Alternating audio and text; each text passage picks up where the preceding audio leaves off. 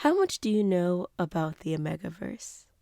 Maybe you've only heard about it from the absolute smash hit banger of a movie, Alpha and Omega. For my own sanity, that was a joke. Maybe your interest was piqued by the Omegaverse lawsuit and the accompanying video made by Lindsay Elias. Or perhaps you've grown up with your fair share of fanfiction depicting your insert favorite media being set in an Omegaverse. Do the words heat cycle, suppressants, pheromones, nesting, collars, marking, and nodding, when all put together, make you go like this? Oh, you poor unfortunate soul. Get out while you still can. Still here? Don't say I didn't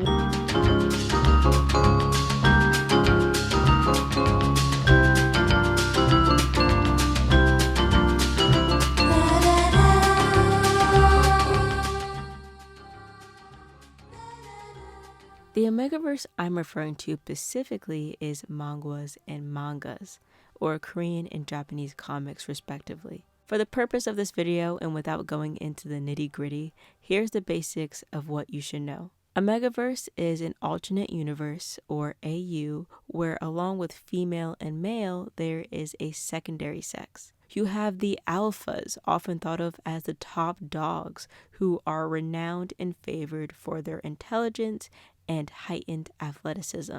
And oftentimes they look pretty handsome too. Then there's betas, who make up the majority of the population. They can be thought of as the normies in this society. And finally, you have omegas, who are often discriminated against and seen as more feeble and fragile. And they can also get pregnant. You'll see many pairings within these stories, with heterosexual couples being in the minority, but they do exist. And for this video, I'll be focusing on BL, or couples involving just men. Unsurprisingly, Alpha x Omega is the most common by far, but you'll also see Alpha x Alpha, Omega x Beta, and Alpha x Beta. I haven't seen a main couple of just Omegas, and I've also never seen a main couple that was Beta x Beta, since that would just be a normal couple, but it could definitely be interesting to see them live out their daily life within an Omegaverse and see all the crazy shenanigans that it could lead to. But as you'll soon see, many authors will play around and bend the common stereotypes you'll see associated with these sexes, like Omegas who are more buff and rowdy and have no issue knocking you into next week. You'll also see Alphas and Betas who prefer to play the role of the Omega, being more submissive and wanting to be dominated in bed. I love when she take control. She beat my meat whack-a-mole. I arch my back, curl my toes. Submissive and breedable. Submissive and breedable. We some little guys that we easily pleasable. Ooh la la. Submissive and breedable. Then you have series like Unromantic, which completely flip the script and dynamic of Alpha and Omega on its head, where Omegas are seen as the more intelligent, capable, and athletic of the two, and Alphas are enamored by the Omega's prowess and, for lack of a better term, act as leeches, gravitating towards Omegas and wanting to mate with them because they're so amazing. The only thing that really remained the same was the fact that Omegas are still the ones who can get pregnant. A lot of the issues that stems from the Omegaverse and BL in general is the lack of consent and prevalence of abuse present in these stories. For that, I 100% agree with and would definitely like to see less of. But when it comes to toxic traits, I allow a little more leeway, mainly because of two reasons. First, I, like everyone, have guilty pleasures when it comes to the media I consume. I, for one, love to indulge in reading about obsessive and jealous male leads. This isn't just limited to BL. I am an equal opportunity toxic enjoyer. I enjoy toxicity of all kinds. But I can also separate fiction from reality. So if I saw someone even do a lick of what these yanderes do in real life, I'm running for the hills. No ifs, ands, or buts about it. I'm running. Another aspect you should know about the Omegaverse, and one that I've been hinting at, is the fact that it contains mature content. So like erotica, smut, whatever you want to call it, Just don't be surprised if you decide to check out any of these for yourself and see a lot of sex scenes. That's kind of the point. This also leads me into my second reason, audience. I am coming from the viewpoint that due to the explicit nature of the content, it is aimed at an adult audience, not teens, not tweens, adults. It's like comparing 50 Shades of Grey and 365 Days to the likes of Twilight and After. Do you see the disparity in the demographics? That's why if you go onto sites like Renta and click on the BL section, they'll ask you if you're 18 or older. And just one more thing I want to clarify before we get into the real meat and potatoes of everything. The majority of BL is written by women for women. To me, it falls on the side of entertainment, just as a reality TV show like Big Brother, Love Island, and Love is Blind. I don't see it as meaning to be an accurate representation of the gay experience. Not to say someone couldn't find elements that they resonate with, or that you can't critique it under the lens of inclusivity and being an accurate representation. That's not what I'm saying at all. But if someone asked me to recommend some series with gay characters, BL or Yaoi or even Yuri would be like from the farthest thing I would ever recommend them.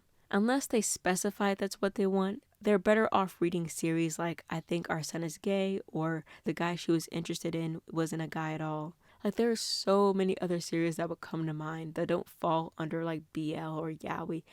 All I know is that a lot of why I read BL is because I want to watch a blossoming romance of angst with a happy ending, couples being cute and fluffy, and maybe a sprinkle of toxicity here and there. Is that too much to ask for? So I actually recorded an entire portion of this video where I was dissecting an Omegaverse plot, but it got far too long. So instead, I'm going to move on to why I prefer the Guideverse and just make that other portion into its own separate video.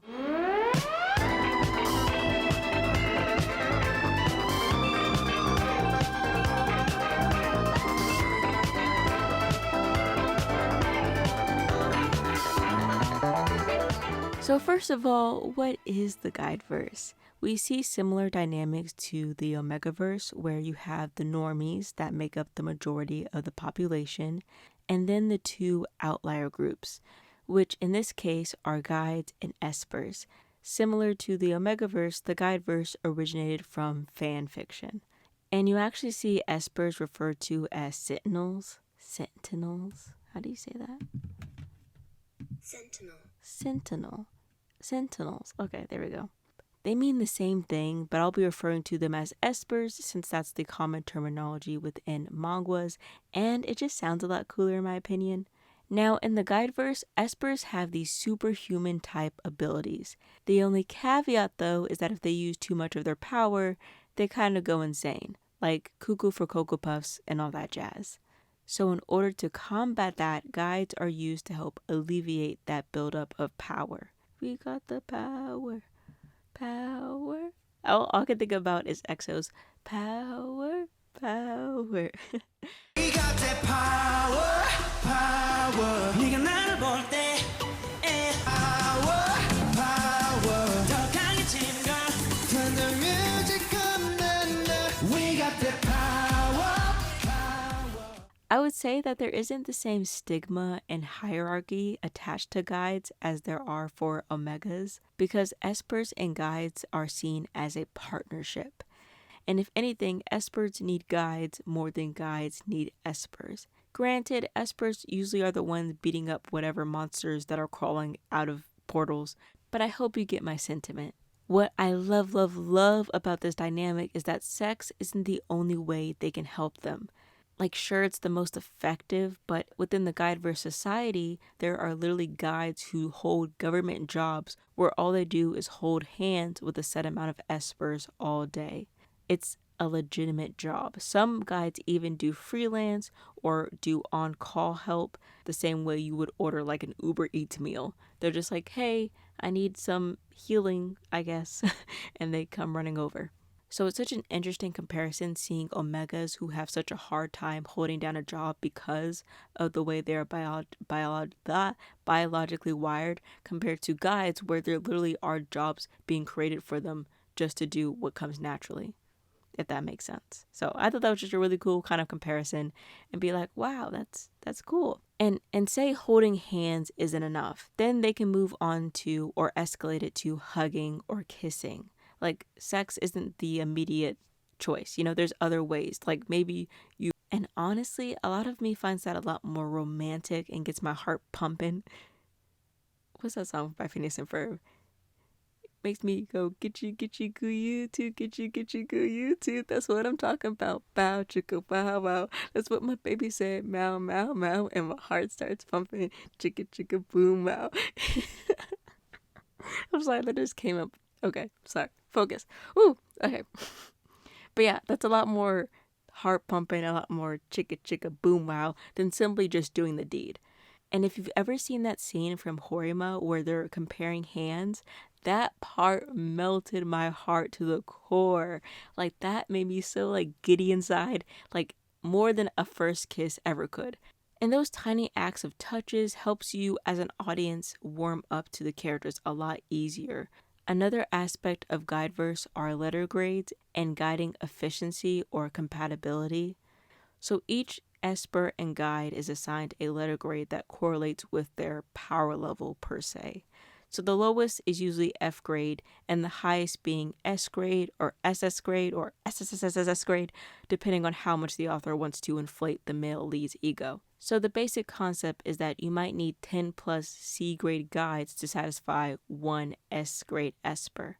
In these stories, some of the conflict arises from the main love interest having a huge gap in their grade levels. That is when compatibility enters the mix. Oftentimes, compatibility overrides the grade gap in these stories. For example, if an S grade esper matches with an A grade guide and they have a 20% match rate, but they suddenly find a C grade guide who their match rate is 88%, then they're more than likely to pair them up with that C grade guide. And unlike Omegaverse, Guideverse also has that element of action. Someone once said Guideverse is just an action fantasy version of the Omegaverse. And while I would argue Omegaverse also falls into fantasy to a degree, I get where they're coming from. And it's honestly kind of nice. It can act as a diversion or distraction of sorts from the main romance, or it can amplify the romance by putting the main character in a life or death situation that they wouldn't be in otherwise. And I think it really adds to the overall tension of the story. I think all of these things combined, the subtle touches of affection, the different dynamics within power levels, and of course the action allows for Guideverse to just scratch that itch in your brain that makes you crave it more. I think the only thing Omegaverse really has a leg up on it is the amount available. Because the Guideverse is so new, there's so many more ways for the trope to be explored, and there just isn't a lot out there, at least not yet. Now, that's not to say that I want to put the Guideverse on a pedestal or that there aren't remnants of many of the problematic aspects that we see in the Omegaverse present within the Guideverse. Not at all. There was this one Guideverse called like Profundus or Profoundus. I don't even care how it's pronounced anymore. I immediately had to drop it and cleanse my eyes out with bleach because I just came away thinking, what the fuck did I just read? Like, I've read some disturbing stories and ones that have abuse and like rape and other aspects, but at least there's like usually a silver lining or some areas of solace, have some comfort characters or something, or at least you see there's like some kind of love there, but not in this story. I hate it. I hate it so much. I'm just like, how do you even get through it? Okay. But I want to leave you on a good note, so instead I'm going to do something I'm calling rapid fire recommendations, where I'll recommend you both Omegaverse and Guideverse stories that I've read and enjoyed, at least to some degree. And I'm going to try and keep my thoughts about each short and sweet. Obviously, I can't include all my thoughts, otherwise we'll be here forever.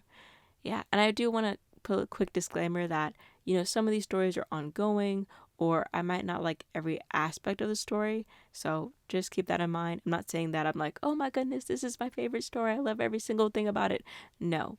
But I will be like, hey, if my little snippet of it makes you feel intrigued or inclined enough to go read it, I think you should.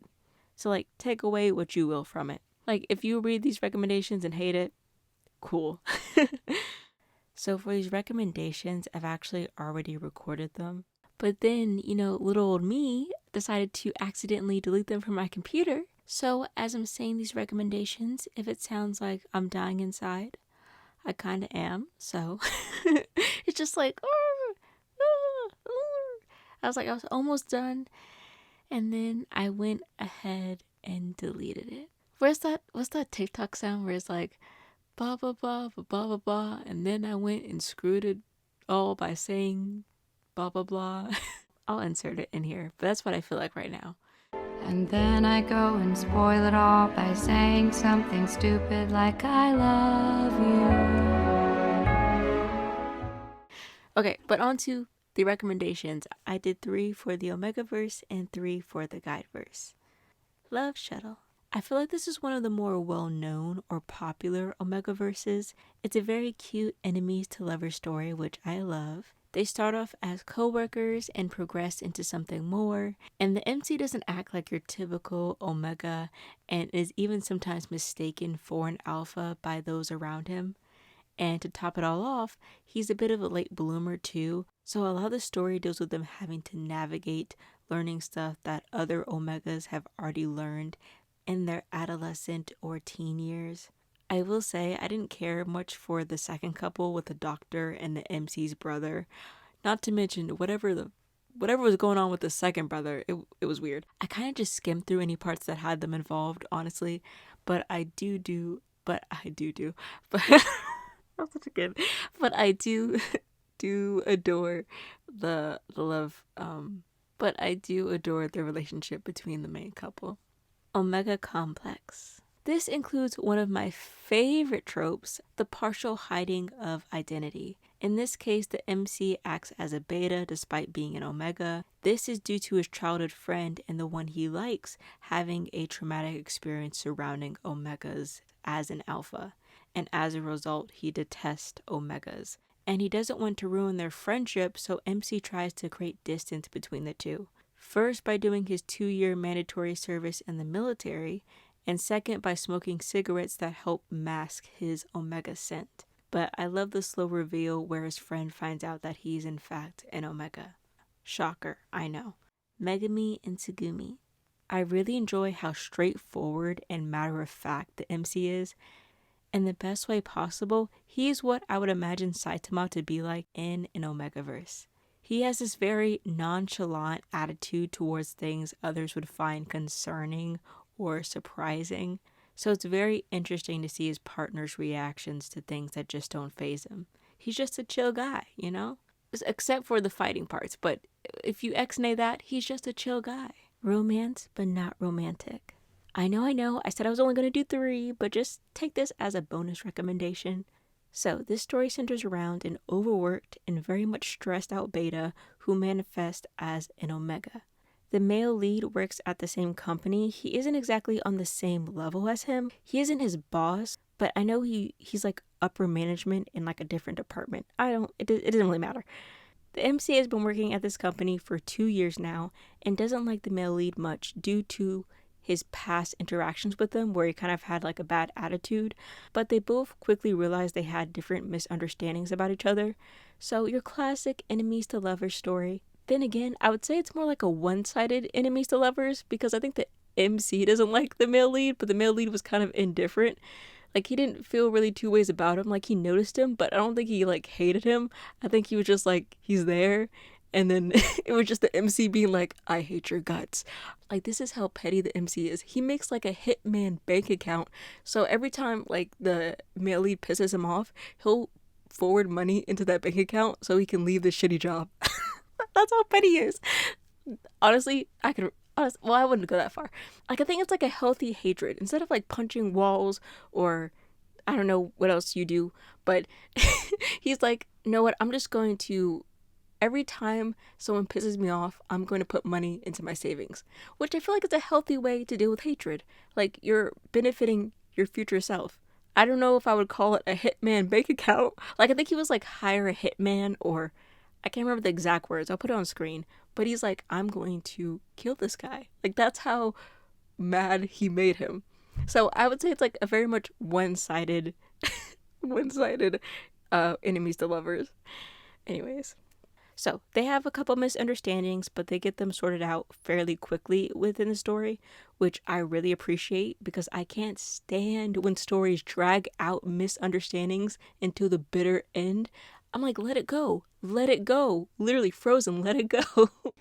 Because I don't know about you, but whenever characters have like these serious misunderstandings and they keep dragging on, it just takes up a bunch of headspace in my mind as I read the story, to the point where I can't enjoy their romance to the fullest. So I'm all for misunderstandings being resolved within the same chapter, in the next few panels. At most, maybe drag it on for 2 chapters, but after that, let it go, please. And I do think the progression of the relationship is very natural, very realistic to me, and I like how sweet and just healthy how healthy the relationship is.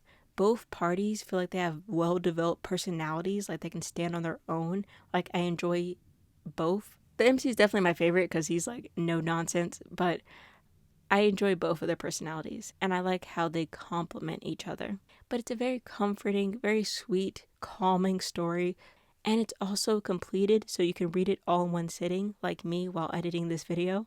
So, feel free to do so. Nothing but great things to say about it. Oh, I almost forgot to mention, there's also like a stalker.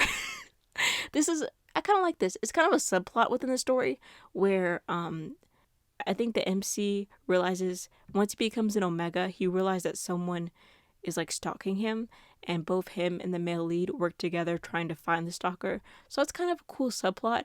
I don't think it takes away from the romance. It kind of just adds like another element where you're like, ooh, I wonder what happened with that. So it's very cool. Sometimes I forgot there's a stalker and I'd be like, oh yeah, there was a stalker. Where did that go? So I feel like it's like embedded enough in the story where it's not like annoying, but it's also kind of interesting. I'm like, ooh, it's kind of like a mystery, not mystery murder because there's no murder, but it's just like a mystery. So very, very cool. Well, not the stalking, but like it's an interesting element of a story. I feel like it kind of sets it apart from others. I feel like I rambled on that one for so long. I'm so sorry. Moving on to the Guideverse, we have B-Class Guide. I think this was one of the first Guideverses I read, so it holds a very special place in my heart. I think the male lead has just enough of those obsessive and possessive tendencies for me, like just the right amount. And I can really relate to the MC. A lot of his thoughts and emotions are what would be going through my mind as well. I think a lot of it stems from how dramatic the male lead can be, because he can be a bit of a drama queen, and I'm living for every second of it. Then we have the S-Class Guide, As Sweet as Honey.